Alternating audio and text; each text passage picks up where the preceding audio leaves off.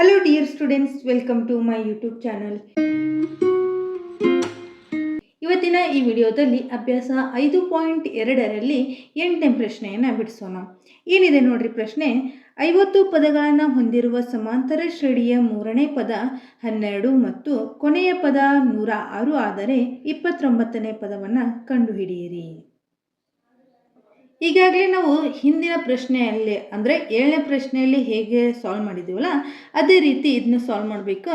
ಏನು ಕೊಟ್ಟಿದ್ದಾರೆ ನೋಡ್ರಿ, ಇಲ್ಲಿ 50 ಪದಗಳನ್ನು ಹೊಂದಿರುವ ಸಮಾಂತರ ಶ್ರೇಣಿ ಅಂತ ಹೇಳಿದ್ದಾರೆ. 50 ಪದಗಳು ಅಂದ್ರೇನು? 50 = ಎಷ್ಟು? 106. ಅಂದರೆ ಕೊನೆಯ ಪದ ಏನಾಗೈತಿ? 106 ಆಗೈತಲ್ಲ. ಕೊನೆಯ ಪದ 106 ಏನಿದು? 50ನೇ ಪದ ಅಂತ ಹೇಳ್ಬೋದಾ? ಅಂದರೆ 50 = 106. ನೆಕ್ಸ್ಟ್ ಏನು ಕೊಟ್ಟಿದ್ದಾರೆ? 3 ಅಂದರೆ ಮೂರನೇ ಪದ ಅಲ್ವಾ, ಹಾಗಾಗಿ A3 = 12. ನೆಕ್ಸ್ಟ್ ಇನ್ನೊಂದೇನು ಕೊಟ್ಟಿದ್ದಾರೆ?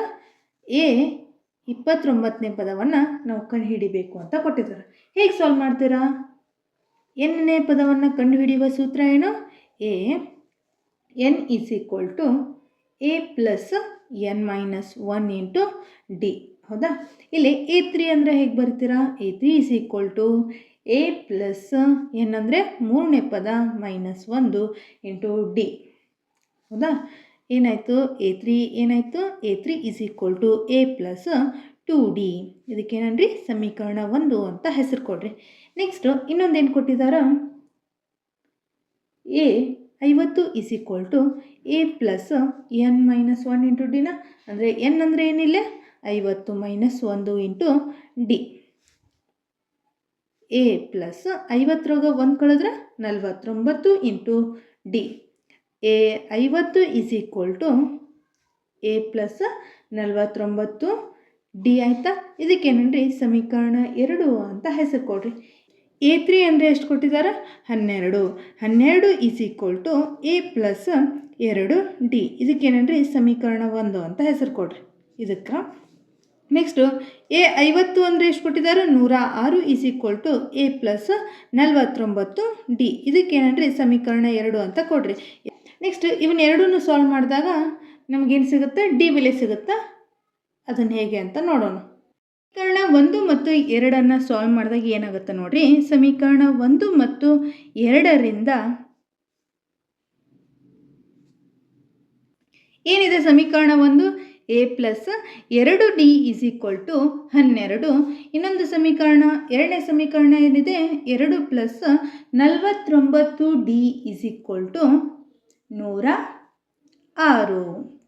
ಇವಾಗ ನೋಡ್ರಿ, ಇಲ್ಲೇನಾದರೂ ಅಪೋಸಿಟ್ ಸೈನ್ ಅದಾವ? ಇಲ್ಲ. ಹಾಗಾದರೆ ಕ್ಯಾನ್ಸಲ್ ಆಗಲ್ಲಲ್ವಾ? ಈಗೇನು ಮಾಡ್ಬೇಕು ನಾವು? ಸೈನ್ ಚೇಂಜ್ ಮಾಡ್ಕೋಬೇಕು. ಇಲ್ಲಿ ಪ್ಲಸ್ ಐತಿ, ಮೈನಸ್ ಮಾಡ್ಕೋತೀನಿ. ಇಲ್ಲಿ ಪ್ಲಸ್ ಐತಿ, ಮೈನಸ್ ಮಾಡ್ಕೋತೀನಿ. ಇಲ್ಲಿ ಪ್ಲಸ್ ಐತಿ, ಮೈನಸ್ ಮಾಡ್ಕೋತೀನಿ. ಇವಾಗ ಪ್ಲಸ್ a ಮೈನಸ್ a ಏನಾಯಿತು? ಕ್ಯಾನ್ಸಲ್ ಆಯಿತು. -49 2 ಕೂಡಿಸಿದ್ರೆ ಎಷ್ಟಾಯಿತು? -47d = -106 +12 ಕೂಡಿಸಿದಾಗ -94 ಆಯಿತು. ಈಗ ಮೈನಸ್ ಮೈನಸ್ ಏನಾಯಿತು? ಕ್ಯಾನ್ಸಲ್ ಆಯಿತು. d = ಎಷ್ಟಾಯಿತು? 94 / 47. 47 1 47 2 94. d = ಎಷ್ಟಾಯಿತು? 2 ಸಿಕ್ತು. ಹೌದಾ? ಈ ಡಿ ಬೆಲೆಯನ್ನು ಏನು ಮಾಡೋಣ? ಸಮೀಕರಣ 1ರಲ್ಲಿ ಆದೇಶಿಸೋಣ. ಏನಿದೆ ನೋಡಿ ಸಮೀಕರಣ 1. ಸಮೀಕರಣ 1ರಲ್ಲಿ ಆದೇಶಿಸಿದಾಗ ಏನಾಗುತ್ತೆ ನೋಡಿ. ಏನಿದೆ ಸಮೀಕರಣ 1? a + 2d = 12 ಅಂತೈತೆ. ನಮ್ಗೆ ಡಿ ಬೆಲೆ ಸಿಕ್ಕಿದೆ 2. a + 2 × 2 = 12. a = ಏನಾಯಿತು? 12 + 4ನ RHS ಕಡೆ ಹೋದರೆ -4. 2 2 4 4. a = ಎಷ್ಟಾಯಿತು? 12 4 ಕಳೆದ್ರೆ 8. ಹಾಗಂದರೆ a ಬೆಲೆ ಎಷ್ಟು ಸಿಕ್ತು? 8 ಸಿಕ್ತು. ನಮಗೆ ಎಷ್ಟನೇ ಪದ ಬೇಕು ಈಗ? 29ನೇ ಪದ ಬೇಕು. ಹೌದಾ? ಈ 29ನ ಹೇಗೆ ಬರೀತೀರಾ? a + 29 - 1 × d. ಹೌದಾ? a + 29 1 ಕಳೆದ್ರೆ 28 d. a ಬೆಲೆ ಸಿಕ್ಕೈತಿ, d ಬೆಲೆ ಸಿಕ್ಕೈತಿ. ಅವನ್ನೆರಡನ್ನೇ ಇದ್ರೊಳಗೆ ಹಾಕ್ರಿ. ಏನಾಗುತ್ತಾ?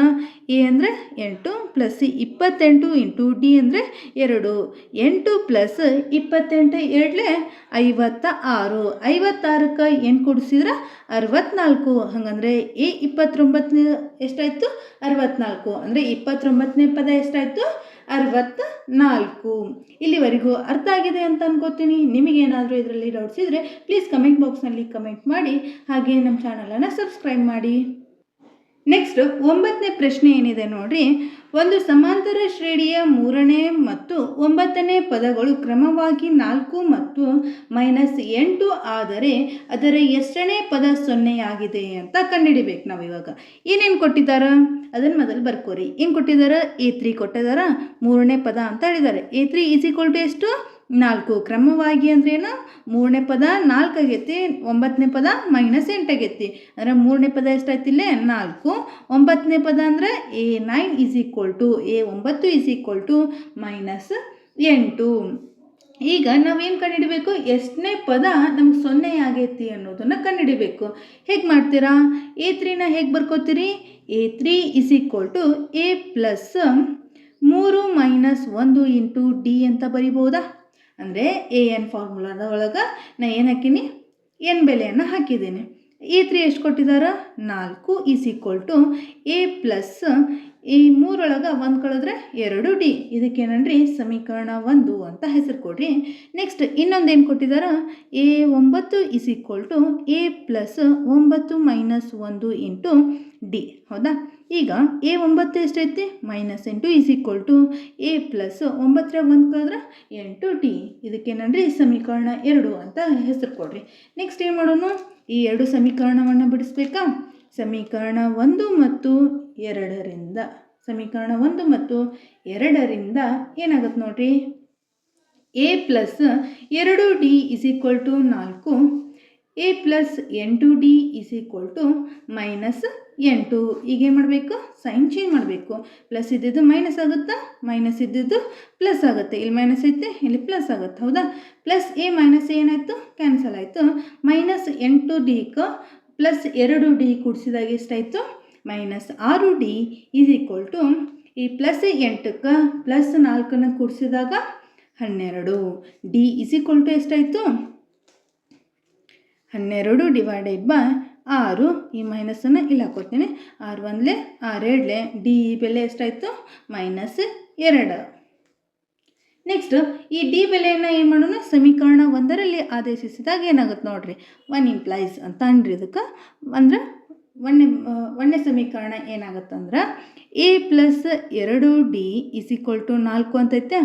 A ಪ್ಲಸ್ 2 ಇಂಟು ಡಿ ಅಂದರೆ -2 = 4. A ಏನಾಯ್ತು? 4. ಇಲ್ಲಿ 2 2 4, ಇಲ್ಲಿ ಮೈನಸ್ ಐತಿ. ಪ್ಲಸ್ ಇಂಟು ಮೈನಸ್ ಆಗುತ್ತೆ, -4 ಆಗಿರ್ತೈತಿ. ಇದನ್ನೇನಾದರೂ ನಾವು RHS ಕಡೆ ಹೋದ್ರೆ +4 ಆಯಿತು. ಹಾಗಾದರೆ A ಬೆಲೆ ಎಷ್ಟು ಸಿಕ್ತು? 8 ಸಿಕ್ತು. ಈಗ A ಬೆಲೆ ಸಿಕ್ತು, ಡಿ ಬೆಲೆ ಸಿಕ್ತು. ಇವಾಗ ಏನು ಮಾಡಬೇಕು? ಎನ್ನನೇ ಪದವನ್ನು ಕಂಡುಹಿಡಿಬೇಕು. ಎಷ್ಟನೇ ಪದ ನಮಗೆ 0 ಆಗುತ್ತೆ ಅಂತ ಹೇಳಿದಾರೆ. ಅಂದರೆ ಎಷ್ಟನೇ ಪದ ಅಂದರೆ ಏನು? ಎನ್ನನ್ನು ಕಂಡುಹಿಡಿಬೇಕು ನಾವು. ಎನ್ನನ್ನು ಕಂಡುಹಿಡಿಬೇಕಾದ್ರೆ ಸೂತ್ರ ಏನೈತಿ? AN = A plus n - 1 into D ಐತೆ. ಎ ಅಂದರೆ ಏನು? 8 ಪ್ಲಸ್ ಎನ್ ಅಂದರೆ ನಮ್ಗೆ ಗೊತ್ತಿಲ್ಲ, ಅದನ್ನೇ ಕಂಡುಹಿಡಿಬೇಕು. ಡಿ ಅಂದರೆ ಏನೈತಿ? -2. ಎನ್ ಅಂದರೆ ಏನು? ಎನ್ನನೇ ಪದ ಏನಾಗೈತೆ ಅಂತ? 0 ಆಗೈತಿ ಅಂತ ಹೇಳಿದ್ದಾರೆ. ಇಲ್ಲೇ ಈ 8ನ್ನು ಏನು ಮಾಡ್ತೀನಿ? LHS ಕಡೆ ಹೋದ್ರೆ -8 = n - 1 ಇಂಟು -2 ಆಗುತ್ತೆ. ಹೌದಾ? ಈ -2ನ್ನು ಏನು ಮಾಡ್ತೀನಿ? LHS ಕಡೆ ಬೈತೀನಿ. ಅವಾಗ ಏನಾಗುತ್ತೆ? -8 ಡಿವೈಡೆಡ್ ಬೈ -2 = n - 1 ಆಯ್ತು. ಹೌದಾ? ಇಲ್ಲೇ ಮೈನಸ್ ಏನಾಯ್ತು? ಕ್ಯಾನ್ಸಲ್ ಆಯಿತು. ಏನು ಉಳಿತೈತಿ? ಇಲ್ಲೇ ನೋಡ್ರಿ, 2 1 2 4 8 ಅಂದರೆ 4 n - 1 ಆಯಿತು. ಹೌದಾ?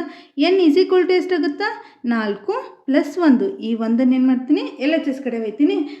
ಪ್ಲಸ್ 1 ಆಯಿತು. n ಏನಾಯಿತು? 4ಕ್ಕೆ 1 ಕೂಡಿಸಿದ್ರೆ 5. ಆದ್ದರಿಂದ ಸಮಾಂತರ ಶ್ರೇಣಿಯ 5ನೇ ಪದವು 0 ಆಗಿದೆ. ಎಷ್ಟನೇ ಪದ 0 ಆಗಿದೆ ಅಂತ ಕೇಳಿದಾರ? ಅಂದರೆ 5ನೇ ಪದ ಏನಾಗೈತಿ 0 ಆಗಿದೆ.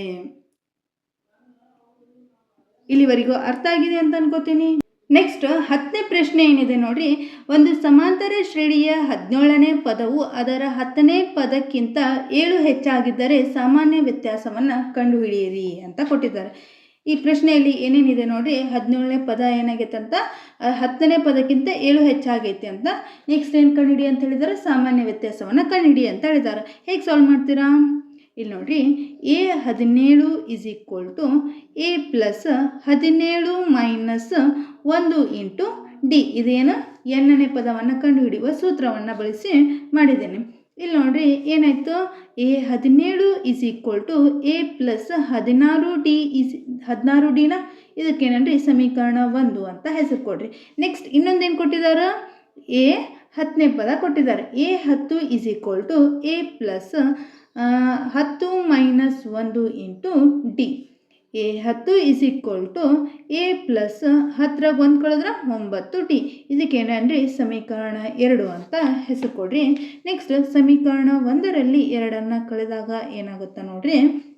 ಸಮೀಕರಣ 1 ಏನೈತಿ, A17 is equal to A plus 16D. Next ಸಮೀಕರಣ 2 A10 A plus 9D. A17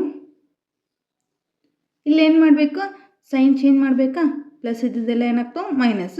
A17 minus A10 is equal to, ಇಲ್ಲಿ ಪ್ಲಸ್ ಎ ಮೈನಸ್ ಏನಾಯಿತು ಕ್ಯಾನ್ಸಲ್ ಆಯಿತು.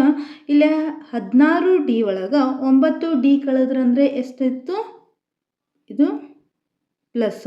16D ಒಳಗೆ 9D ಕಳೆದ್ರೆ ಎಷ್ಟಾಯಿತು 7D. ಇಲ್ಲಿ ನೋಡ್ರಿ A17 ಮೈನಸ್ A10 ಏನಾಗೈತೆ ಅಂದ್ರೆ ಇಲ್ಲಿ ಕ್ವಶನ್ದಾಗ ಏನು ಕೊಟ್ಟಿದ್ದಾರೆ, 17ನೇ ಪದವು ಅದರ 10ನೇ ಪದಕ್ಕಿಂತ 7 ಹೆಚ್ಚಾಗಿದ್ದಾರೆ ಅಂತ ಹೇಳಿದ್ದಾರೆ. ಅಂದ್ರೆ ಇವು ಎರಡರ ವ್ಯತ್ಯಾಸ ಏನು, 7 ಈಸ್ ಈಕ್ವಲ್ ಟು ಏನಾಯಿತು, ಇಸ್ ಈಕ್ವಲ್ ಟುನ ಇದು ಸಾರಿ ಇದು ಈಸ್ ಈಕ್ವಲ್ ಟು 7D ಆಯಿತು. ಡಿ ಇಸ್ ಈಕ್ವಲ್ ಟು ಏನಾಯಿತು 7 ಡಿವೈಡೆಡ್ ಬೈ 7. 7 ಒಂದ್ಲೆ ಅಂದರೆ ಡಿ ಬೆಲೆ ಎಷ್ಟಾಯಿತು 1. ಆದ್ದರಿಂದ ನಮಗೇನು ಕಂಡುಹಿಡಿ ಅಂತ ಹೇಳಿದ್ದಾರೆ, ಸಾಮಾನ್ಯ ವ್ಯತ್ಯಾಸವನ್ನು ಹಿಡಿ ಅಂತ ಹೇಳಿದ್ದಾರೆ. ಸಾಮಾನ್ಯ ವ್ಯತ್ಯಾಸ ಎಷ್ಟಾಯಿತು, ಸಾಮಾನ್ಯ ವ್ಯತ್ಯಾಸ D is equal to 1. Next 11ನೇ ಪ್ರಶ್ನೆ ಏನಿದೆ ನೋಡ್ರಿ. 3, 15, 27, 39 ಅಪ್ ಟು ಸೋ ಆನ್ ಈ ಸಮಾಂತರ ಶ್ರೇಣಿಯ ಯಾವ ಪದವು ಅದರ 54ನೇ ಪದಕ್ಕಿಂತ 132 ಹೆಚ್ಚಾಗಿದೆ ಅಂತ ಕೇಳಿದ್ದಾರೆ. ಹಾಗಂದರೆ ಇದನ್ನು ಹೇಗೆ ಸಾಲ್ವ್ ಮಾಡ್ತೀರಾ? ಇಲ್ಲಿ ಏನೇನು ಕೊಟ್ಟಿದ್ದಾರೆ, ಎ ಅಂದರೆ ಮೊದಲೇ ಪದವನ್ನು ಕೊಟ್ಟಿದ್ದಾರೆ 3 ಅಂತ ಕೊಟ್ಟಿದ್ದಾರೆ. ಡಿ ಸಾಮಾನ್ಯ ವ್ಯತ್ಯಾಸ ಏನಾಗುತ್ತಾ 15 ಮೈನಸ್ 3. 15ರಾಗ 3 ಕಳೆದ್ರೆ ಎಷ್ಟು 12. ಎನ್ ಅಂದರೆ ಬೆಲೆಯನ್ನು ಕೊಟ್ಟಿದ್ದಾರೆ. ಏನು ಕೊಟ್ಟಿದ್ದಾರೆ 54ನೇ ಪದ ಅಂತ ಹೇಳಿದ್ದಾರೆ. ಅಂದರೆ ಎನ್ ಬೆಲೆ ಎಷ್ಟಾಯಿತು 54 ಆಯಿತು. ಎನ್ನನೇ ಪದವನ್ನು ಕಂಡುಹಿಡಿಯುವ ಸೂತ್ರವನ್ನು ಬಳಸಿಕೊಂಡು ಇದನ್ನು ಸಾಲ್ವ್ ಮಾಡಬೇಕು. A54 is equal to A ಅಂದರೆ ಏನು 3 ಪ್ಲಸ್ ಎನ್ ಅಂದರೆ ಏನು 54 ಮೈನಸ್ 1 ಇಂಟು ಡಿ ಅಂತೈತೆ. ಡಿ ಅಂದರೆ ಏನು 12. ಹೌದಾ? ಇಲ್ಲಿ ನೋಡಿರಿ 3 ಪ್ಲಸ್ 54ರಾಗ 1 ಕಳೆದ್ರೆ 53. 53 12 ಎಷ್ಟು 53. 12 12 3 36. 12 60. 63 ಅಂದರೆ ಎಷ್ಟಾಯಿತು 636 ಆಯಿತು. ಈ 636ಕ್ಕೆ 3 ಕೂಡಿಸಿದ್ರೆ 639. A54 ಎಷ್ಟಾಯಿತು 639 ಆಯಿತು. ಇಲ್ಲೇನು ಹೇಳಿದ್ದಾರೆ ಕ್ವಶನ್ ಒಳಗೆ, ಅದರ 54ನೇ ಪದಕ್ಕಿಂತ 132 ಹೆಚ್ಚಾಗಿದೆ ಅಂತ ಹೇಳಿದ್ದಾರೆ. ಅಂದರೆ A54 ಪ್ಲಸ್ ಇದಕ್ಕೇನು ಮಾಡಬೇಕು 132 ಕೂಡಿಸ್ಬೇಕು. ಅವಾಗ ಏನಾಗುತ್ತಾ ಎನ್ ಬೆಲೆನ ಇದು ಎನ್ ಬೆಲೆ ಏನಾಗೈತಿ 54ನೇ ಪದಕ್ಕೆ 132 ಹೆಚ್ಚಾಗೈತಿ ಅಂತ ಹೇಳಿದ್ದಾರೆ. ಹಂಗಂದ್ರೆ ಏನಾಗುತ್ತೆ ನೋಡ್ರಿ, ಇಲ್ಲಿ A54 ಎಷ್ಟು ಸಿಕ್ಕೈತೆ ನಮಗೆ ಎನ್ ಹಂಗೆ ಇಟ್ಕೋತೀನಿ. n-1 is equal to d n-1 into d ಅಂದರೆ ಎಷ್ಟು 12. 771 minus 3 is equal to N minus 1 into 12. 771 3 ಕಳೆದ್ರೆ ಎಷ್ಟಾಗುತ್ತಾ? 768 is equal to N minus 1. ಈ 12ನೇ ಏನು ಮಾಡ್ತೀನಿ, ಎಲ್ ಎಚ್ ಎಸ್ ಕಡೆ ಹೋದರೆ ಏನಾಗುತ್ತಾ, ಡಿವೈಡೆಡ್ ಬೈ 12 ಆಗುತ್ತಾ, ಹೌದಾ? ನೆಕ್ಸ್ಟು ಇದೇನಾದರೂ 12ರ ಮಧ್ಯೆ ಹೋಗುತ್ತಾ? ಚೆಕ್ ಮಾಡಿರಿ. 639. 639ಕ್ಕೆ ಏನು ಮಾಡಬೇಕು, 132 ಕೂಡಿಸಿದಾಗ ಏನಾಗುತ್ತೆ ನೋಡಿ, 771 ಆಗುತ್ತೆ. ಇಲ್ಲಿ ನೋಡಿರಿ, 9ಕ್ಕೆ 2 ಕೂಡಿಸಿದ್ರೆ 11 ಕೈಲ ಬಂತು 1, 3ಕ್ಕೆ 3 ಕೂಡಿಸಿದ್ರೆ 6, 1 7, ನೆಕ್ಸ್ಟು 6ಕ್ಕೆ 1 ಕೂಡಿಸಿದ್ರೆ 7, ಹೌದಾ? ಅಂದರೆ 771 ಆಯಿತು. ನೆಕ್ಸ್ಟ್ ಏನು ಮಾಡಬೇಕು, ಯಾವ ಪದ ಅಂತ ಕೇಳಿದ್ದಾರೆ. ಯಾವ ಪದ ಅಂದ್ರೇನು, ಎನ್ನನೇ ಪದ, ಎ ಎನ್ ಪದನ. A n is equal to ಏನಾಗುತ್ತೆ ನೋಡಿರಿ, a n is equal to a plus n minus 1 into d a. ಈ ಫಾರ್ಮುಲಾ ಗೊತ್ತೈತೆ. ಇಲ್ಲಿ ನೋಡಿರಿ, ಎ ಎನ್ ಅಂದರೆ ಏನು, 771ನೇ ಪದ. ಈಗ ಯಾವ ಪದ ಅಂತ ಕೇಳಿದ್ದಾರೆ. ಯಾವ ಪದ ಅಂದ್ರೇನೆ, ಇಲ್ಲೇ ಒಂದು ಪದ ಸಿಕ್ಕಿತ್ತಲ್ಲ, ಇದೇ ಅದು. ಅಂದ್ರೆ ಯಾವ ಪದವು ಅದರ 54ನೇ ಪದಕ್ಕಿಂತ 132 ಹೆಚ್ಚಾಗಿದೆ ಅಂತ ಹೇಳಿದ್ದಾರೆ. ಅಂದರೆ ಯಾವ ಪದ ಅದು, 771. 771 ಇಸ್ ಈಕ್ವಲ್ ಟು ಎ ಅಂದರೆ ಏನು, 3 ಪ್ಲಸ್ ಎನ್ ಅಂದರೆ ಏನು ಗೊತ್ತೈತಿ ಇಲ್ಲ, ಅದು ಯಾವ ಪದ ಅನ್ನೋದನ್ನು ಕಂಡುಹಿಡಿಬೇಕು ನಾವು. ಈಗ ಎಷ್ಟನೇ ಪದ ಅನ್ನೋದು ಕಂಡುಹಿಡಿಬೇಕು. ಅದರ ಮೊತ್ತ ಗೊತ್ತಾಗೈತಿ, ಅದು ಎಷ್ಟನೇ ಪದ 771 ಆಗೈತಿ ಅನ್ನೋದನ್ನು ಕಂಡುಹಿಡಬೇಕು. ಅಂದರೆ 2ರಲ್ಲೇ ಭಾಗಿಸಿದಾಗ ಎಷ್ಟಾಗುತ್ತಾ, 12 ಬಂದಲೇ 12, 12 ಎಷ್ಟಲೇ 76. 12ರ ಬಗ್ಗೆ 76 ಆಯ್ತಾ? ಇಲ್ಲ, 12 6ಲೇ 72 ಐತಿ, ಹೌದಾ? 76 72 ಐತಿ.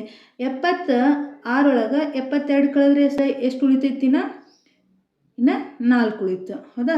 ಈ 4 ಅಂದ್ರೆ 48 ಆಯಿತು. 12 4ಲೇ 48 ಅಂದ್ರೆ 64 ಆಯ್ತಾ?